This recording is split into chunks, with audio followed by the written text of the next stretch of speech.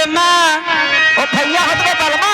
भैया का तुम्हार बलमा हाँ जान भाई सबके मुंह पे भैया रात में सही है। भैया और ये बलमा बलमा कदर न जाने बाली ये उमर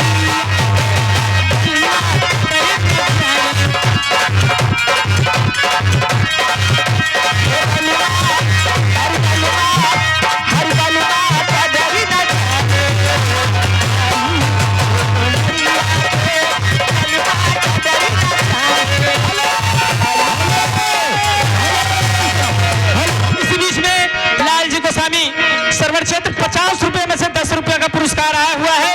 अरे घबराना 50 ना बोल थे तो 40 रुपए वापस के जब चल पाता। लेकिन आप बोलिए उसके बाद मेरा हेलो मैडम इसी बीच में आ गए हैं माननीय दिनेश कुमार शाहजहांपुर से चलकर आए हैं। मैडम 20 रुपए का पुरस्कार देते हैं और संगीत पार्टी की तरफ से लाख धन्यवाद है मैडम। लेकिन उनकी फरमाइश क्या है? क्या कोई और बढ़िया सा शहर सुना दीजिए। एक भोजपुरी के बाद लेकिन कहना है कि सैया मोरा धाके कोरा। और ये बच्ची हमारे सहेली कहाँ गई हो? हे हरियो जवन हमारा तकलीफ रात में नहीं दूर करी थे कि सैया मोरा धाके कोरा घोड़ा पर चढ़ई बापा। सैया मोरा धाके कोरा घोड़ा पर चढ़ई बापा। एक रात में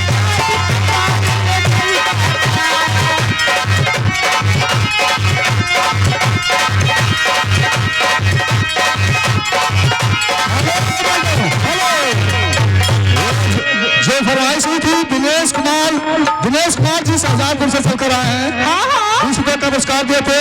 उनकी बहुत जोरदार फरमाइश है। बढ़िया सा शहर सुना दीजिए। आधा घरली पा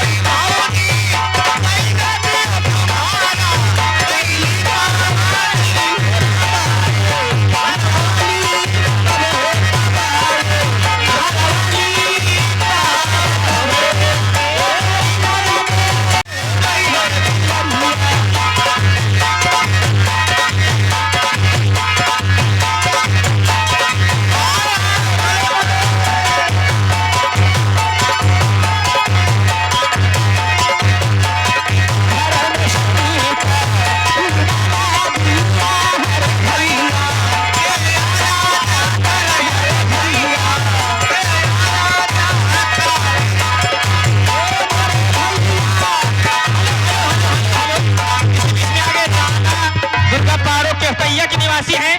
भैया की तरफ से 10 रुपए का पुरस्कार है। लेकिन कहना है झूमेंगे गजल गाएंगे लहरा के पिएंगे और झूमेंगे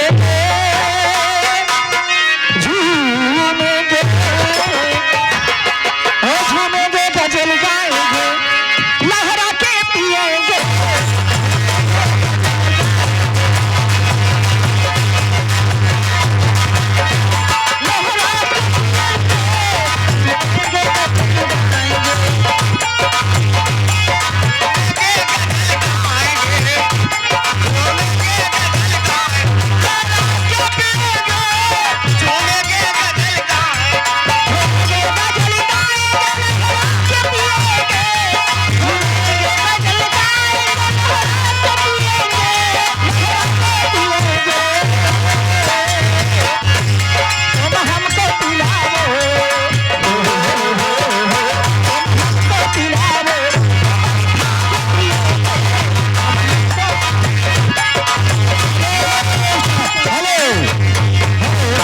इसी बीच में आ गए हैं माननीय सुखराम मिस्त्री।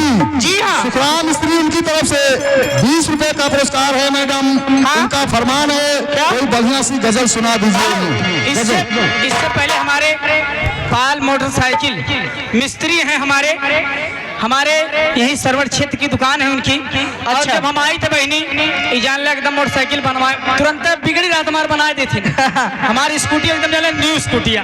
और इसी बीच में हमारे लाल जी गोस्वामी हाँ भैया की फरमाइश पूरी होगी, लेकिन 1 मिनट के लिए माफी चाहेंगे। लेकिन इससे पहले हमारे मिस्त्री जी से कहना है क्या कहना है किस भाव में एक छोटी सी गजल आप दीजिए। हाँ कहना है पूरी कट के हजारों रातों से हाय रातों से एक रात सुहानी मारी थी।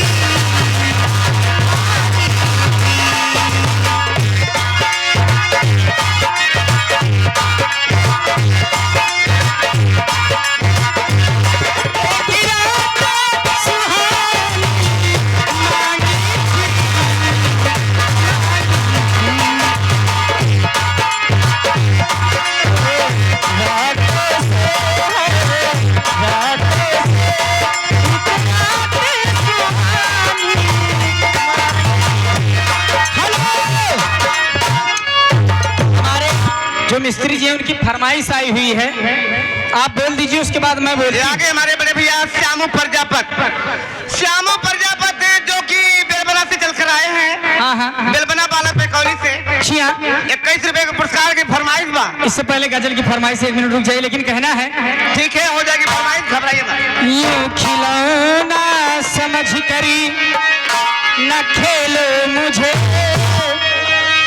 दिल खिलौना समझ करी न खेलो मुझे जिंदगी मेरी बड़ी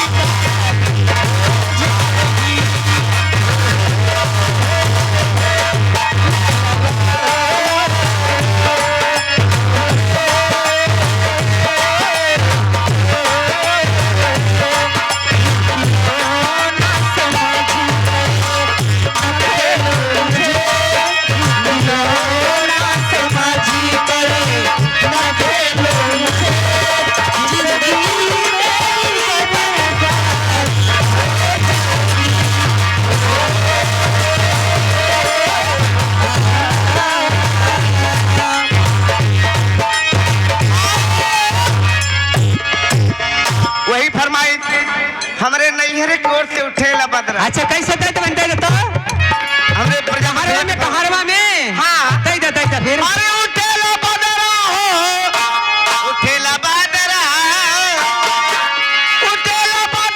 है उठेला बदरा हमारे नैहरे की ओर से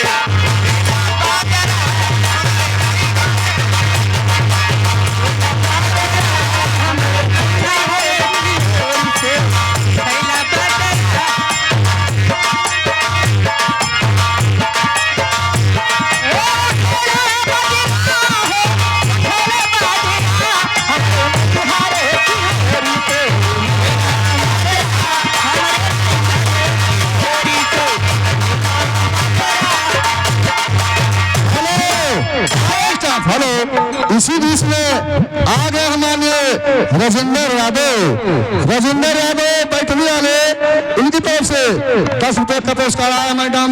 उनका फरमान है बालमा कदम न जाने बाली अरे बलमा हे बलमा कदर न जाने हे राजा ताक लेते हैं। अरे बलमा कदर न जाने बाली रे उमरिया बलमा कदर न जाने बाली रे